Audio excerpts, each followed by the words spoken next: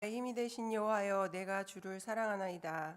이 새벽에 우리를 사랑하시고 우리에게 말씀하시며 우리의 기도를 들으시는 선하신 하나님 앞에 더 가까이 나아갑니다. 성령님, 우리를 만져주시고 주님의 뜻대로 인도하여 주시옵소서. 예수님의 이름으로 기도합니다. 아멘. 할렐루야. 우리 다시 한번 이렇게 인사하겠습니다. 함께 해주셔서 감사합니다.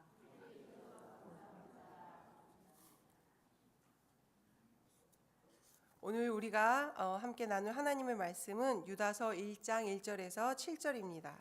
유다서 1장 1절에서 7절까지 제가 한 절, 성도님들이 한 절 천천히 교독하도록 하겠습니다. 말씀이 삶이 되는 기도 노트는 30페이지입니다. 예수 그리스도의 종이요 야고보의 형제인 유다는 부르심을 입은 자 곧 하나님 안에서 사랑을 얻고 예수 그리스도를 위하여 지키심을 입은 자들에게 편지하노라. 사랑하는 자들아, 내가 우리의 일반으로 얻은 구원을 들어 너희에게 편지하려는 뜻이 간절하던 차에 성도에게 단번에 주신 믿음의 도를 위하여 힘써 싸우라는 편지로 너희를 권하여야 할 필요를 느꼈노니,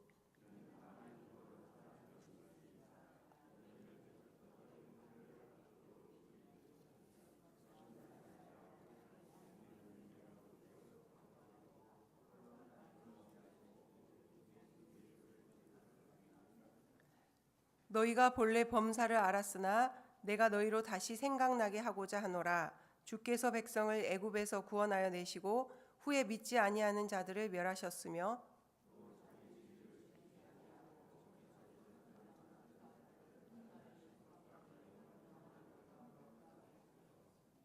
같이 읽겠습니다.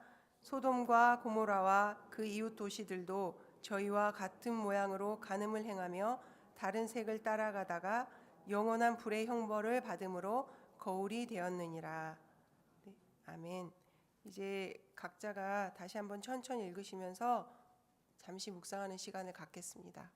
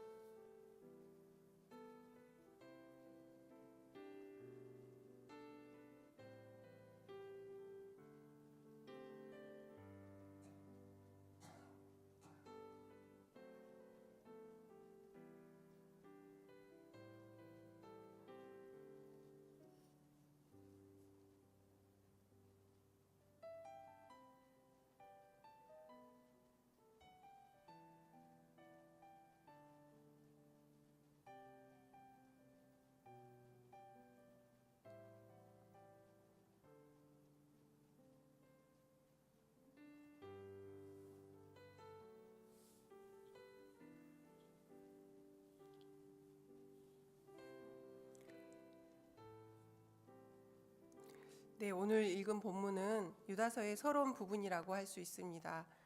서신의 서론에는 서신의 발신자와 수신자가 누구이며 서신서가 쓰여진 목적은 무엇인지에 대해 나와 있습니다. 먼저 유다서의 개론적인 부분을 간단히 말씀드리고 오늘의 본문 한 절 한 절에서 묵상된 내용을 나누고자 합니다. 먼저 서신의 발신자와 수신자입니다. 유다서는 1절에서 예수 그리스도의 종이요 야고보의 형제인 유다는 이라고 서신의 저자를 밝히며 시작합니다. 예수님의 육신의 친동생이자 또 야고보서의 저자 야고보의 형제이기도 한 유다가 바로 유다서의 저자임을 나타내고 있습니다. 수신자로는 부르심을 입은 자, 곧 하나님 아버지 안에서 사랑을 얻고 예수 그리스도를 위하여 지키심을 받은 자들이라고 지칭하고 있습니다. 유다서의 구약의 내용이 풍부하게 등장한다는 점으로 보아 이들 수신자는 팔레스타인에 있는 유대인 기독교인들이라고 추정할 수 있습니다. 2절에서 유다는 이들을 향하여 긍휼과 사랑과 평강을 비는 것으로 성도들을 격려합니다. 그리고 편지를 쓰는 목적에 대해서는 3절에서 우리가 누리는 구원에 관하여 벌써부터 편지하고 싶었던 차에 성도에게 단번에 주신 믿음의 도를 위하여 힘써 싸우라는 편지로 권하여야 할 필요가 더 느껴져서 썼다라고 밝히고 있습니다. 또 4절 이후에는 간절한 마음에 긴박함을 더하여 서신을 쓰게 된 이유가 바로 가만히 들어온 사람 이단의 존재 때문임을 나타내며 이후 이단을 향해 경고와 강한 정죄의 메시지를 전하고 있습니다. 그리고 이들을 어떻게 대해야 하는지 가르침을 주고 있습니다. 오늘 주어진 본문 한 절 한 절을 통해서 묵상된 것을 몇 가지로 함께 나누고자 합니다. 첫 번째로는 그리스도의 부활과 성령을 경험한 이후에 유다의 변화이며, 또 둘째로는 믿음의 공동체를 향한 그의 간절함은 무엇 때문이었는가, 그가 간곡하게 공고하려는 것은 무엇인가 하는 것입니다. 먼저 서두에 자신을 지칭하는 유다의 표현을 통해 예수님을 부활을 경험한 후 유다의 변화를 주목해 보기를 원합니다.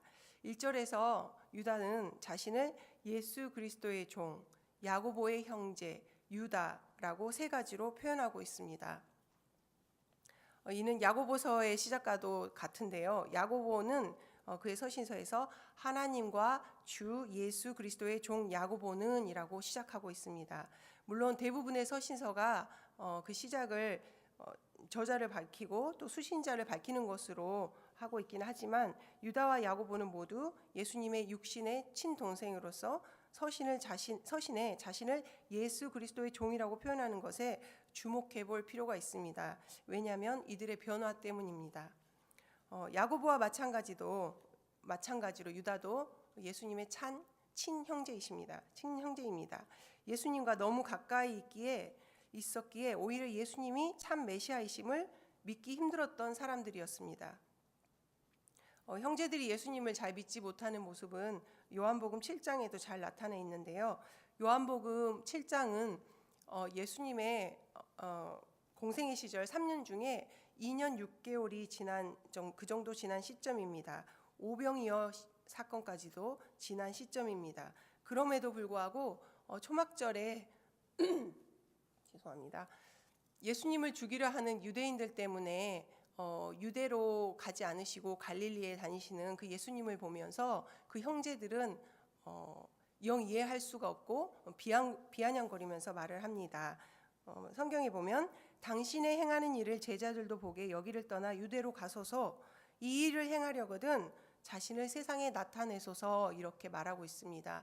그리고 7장 5절에서는 그들이 이렇게 말한 이유가 분명하게 기록되어 있습니다. 이는 그 형제들이라도 예수를 믿지 아니함이로라. 예수님을 너무 가까이 두었기에 그의 이적과 기적을 보고 가르침을 듣고도 믿지 못하였던 그들, 그러나 예수님의 십자가와 부활을 경험한 후 유다와 그의 형제들은 어떻게 변했습니까? 사도행전의 1장에 보면 예수님 승천 후에 예수님께서 그 약속하신 성령을 기다리면서 제자들과 함께 마갈 다락방에서 기도합니다. 그 자리에 그 예수님의 가족들도 형제들도 함께 있었습니다. 1장 14절에 보면 여자들과 예수의 어머니 마리아와 예수의 아우들과 더불어 마음을 같이하여 오로지 기도에 힘쓰더라. 예수님의 십자가와 부활 그리고 성령 강림을 모두 경험한 유다는 이제는 예수님을 주라, 나는 그분의 종이라 지칭합니다. 그리고 그의 형제이자 초대 예루살렘 교회의 대표 목회자인 야고보와 함께 참된 그리스도의 제자가 되어서 예수님의 마지막 명령인 복음 전파자의 삶을 살게 된 것입니다. 그리고 또 이렇게 유다서 신약 성경의 저자가 됩니다.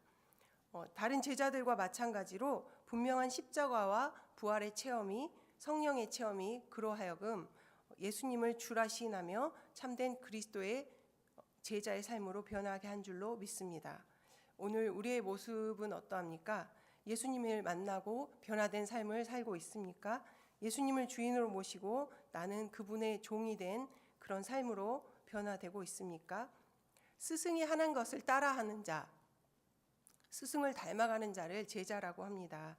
우리는 그 예수님을 닮은 제자의 삶을 살고 있는지 돌아보기를 원합니다. 자유롭게 예배할 수 있고 어디서나 복음을 들을 수 있고 그런 은혜의 시대에 혹은 오히려 너무 가까이기 때문에 넘치기 때문에 어쩌면 한 번도 진지하게 예수님에 대해 깊이 생각해 본 적이 없는 것은 아닌지 유다의 변화를 보면서 우리 자신도 그리고 우리 자녀들의 신앙도 함께 돌아보길 원합니다.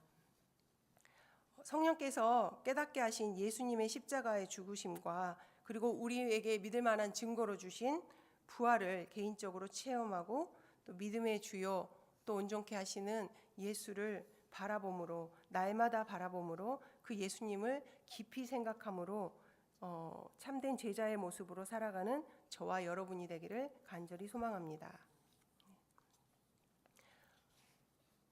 두 번째로 유다가 서신을 쓰게 된 이유는 그 이유 믿음의 공동체를 향한 그 간절함은 무엇 때문이었는지 그가 간곡하게 공고하려는 것은 무엇이었는지라는 것을 살펴보겠습니다. 우리 다 같이 3절을 다시 한번 읽어보겠습니다. 3절입니다. 시작. 사랑하는 자들아 내가 우리의 일반으로 얻은 구원을 들어 너에게 편지하려는 뜻이 간절하던 차에 성도에게 단번에 주신 믿음의 도를 위하여 힘써 싸우라는 편지로 너희를 권하여야 할 필요를 느꼈노니.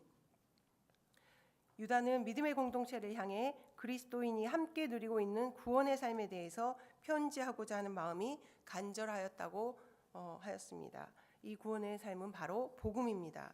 복음으로 초대교회의 성도들의 신앙을 세우고 격려하려는 마음이 간절했던 것입니다. 그 유다가 간절한 마음으로 전하고자 하였던 그 복음의 핵심은 무엇입니까? 바로 우리가 알듯이 우리 구주 예수 그리스도의 십자가 대속 사건과 부활 사건입니다. 또한 이 구원의 복음에 대해서 유다는 성도에게 단번에 주신 믿음의 도라고 강조하며 그것을 힘써 지켜야 한다고 간곡하게 공고하고 있습니다. 단번에 주신 복음은 무엇을 의미합니까? 예수님께서 우리에게 주신 구원의 복음이 한 번이지만 모든 것을 덮는 영원한 효력을 가진 것이라는 것입니다. 히브리서 7장 27절에는 이렇게 말씀하고 있습니다. 그는 저 대제사장들이 먼저 자기 죄를 위하고 다음에 백성의 죄를 위하여 날마다 제사 드리는 것과 같이 할 필요가 없으니 이는 그가 단번에 자기를 드려 이루셨음이라. 아멘. 예수님께서 자신을 제물로 드려서 단번에 모든 사람의 죄를 위하여 죽으셨습니다. 그리고 우리를 구원에 이르게 하셨습니다. 이 놀라운 십자가의 복음, 한 번이지만 영원한 효력을 가진 이 대속으로 말미암아 우리가 죄사함을 얻고 새 생명을 얻게 된 줄로 믿습니다. 유다는 바로 이 놀라운 은혜, 구원을 전하려는 마음이 간절했습니다. 그리고 이 복음을 지키기 위해 힘써 싸워야 한다라고 권면하는 것에 그 마음이 긴박했습니다. 그 간절한 마음에 긴박한 마음을 더하게 한 그 이유는 무엇이었을까요? 그것은 교회 공동체 안으로 가만히 들어온 사람 몇, 바로 진리를 훼손하고 성도들을 미혹하고 그들의 믿음을 흔드는 거짓 교사, 이단들 때문이었습니다. 우리 4절을 다시 한번 함께 읽겠습니다. 4절입니다. 시작. 이는 가만히 들어온 사람 몇이 있음이라.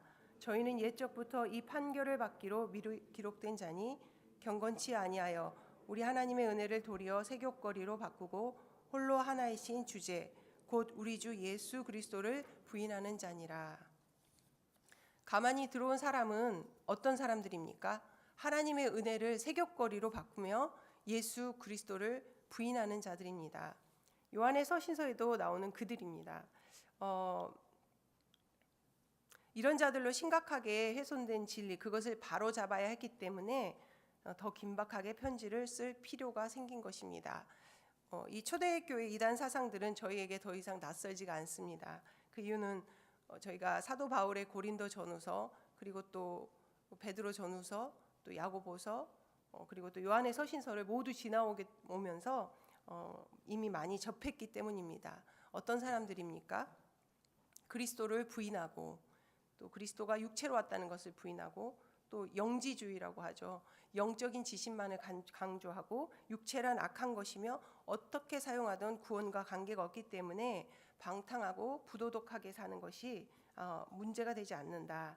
그리고 또 무율법주의입니다. 율법으로 구원받는 것이 아니기 때문에 율법은 더 이상 필요 없다. 율법과 상관없이 살아도 좋다. 이런 주장으로 성도들의 신앙을 흔들고 있었던 것입니다. 유다는 이러한 거짓 교사들, 이단들에 대해서 이들의 결국이 어떠할 것인지에 대해 새 사건을 들어 경고의 표지판을 삼습니다.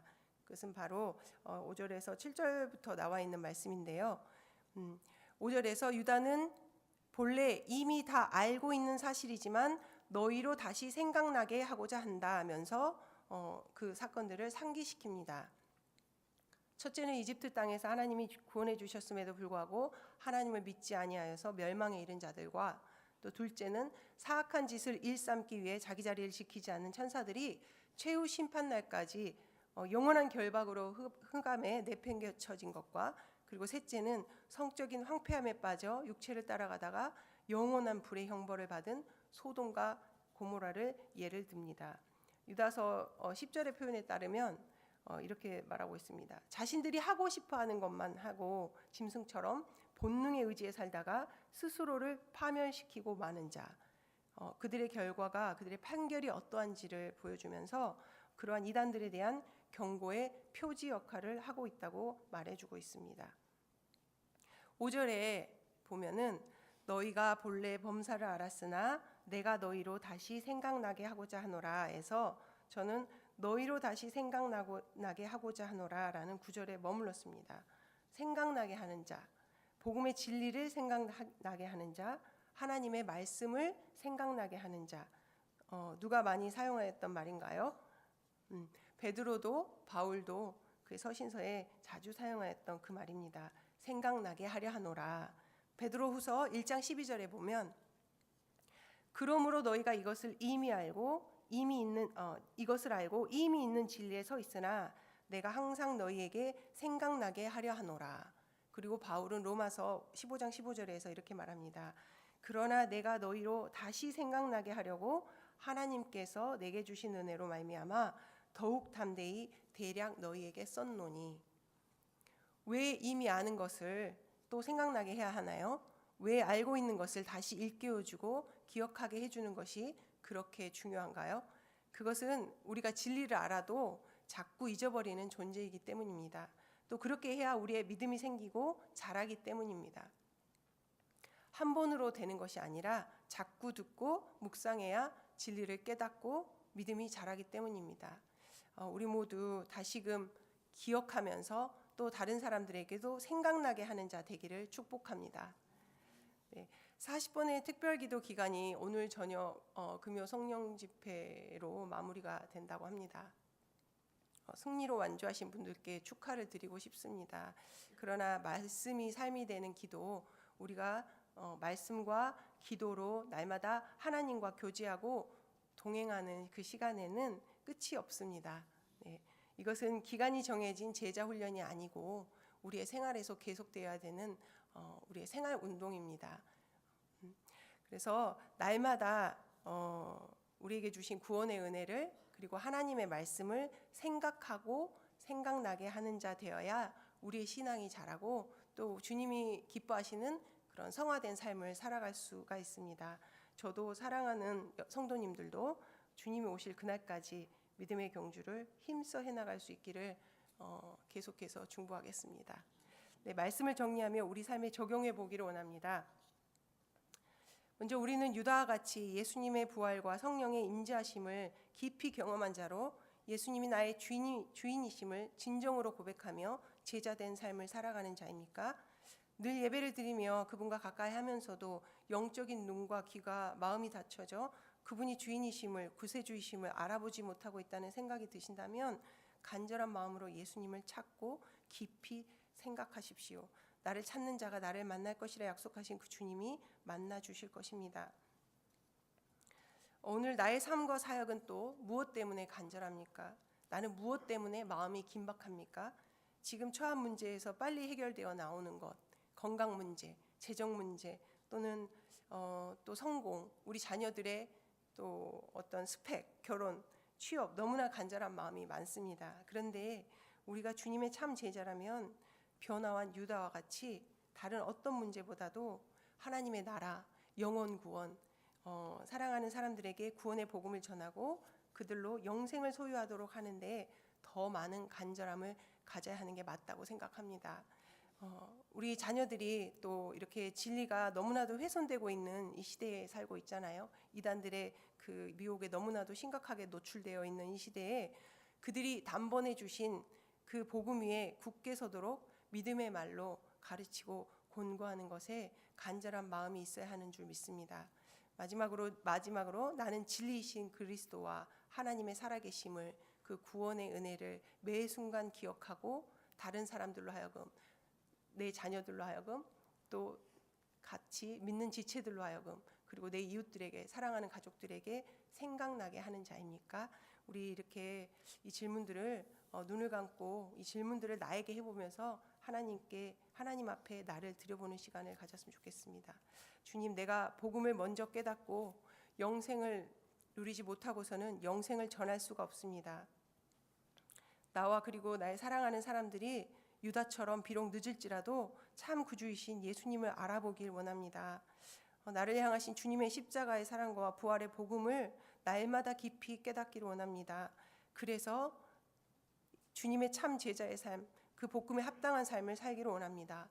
하나님, 그리고 또 5G 축복 나눔, 그 축복 나눔 명단을 생각하시며 우리가 이제 영혼을 위해 작정하고 기도하고 교제하고 초청하고까지 왔는데, 우리가 다른 것이 아니라 이 영혼들이 복음을 깨닫고 구원을, 생명을 얻는 것에 간절한 마음을 갖기를 원합니다. 그들에게 진리이신 예수 그리스도를 보여주고 전하는 것에 긴박함을 갖기를 원합니다. 그리고 나의 사랑하는 사람들에게, 믿음의 지체들에게 예수 그리스도의 사랑을, 하나님의 살아계심을 다시 생각나게 하는 자로 오늘 하루를 순종하며 살기를 기도합니다. 먼저 말씀으로 기도하시고 각자의 기도 제목을 주님 앞에 드리겠습니다. 우리 다 같이 주여 3번 부르시고 함께 기도하겠습니다.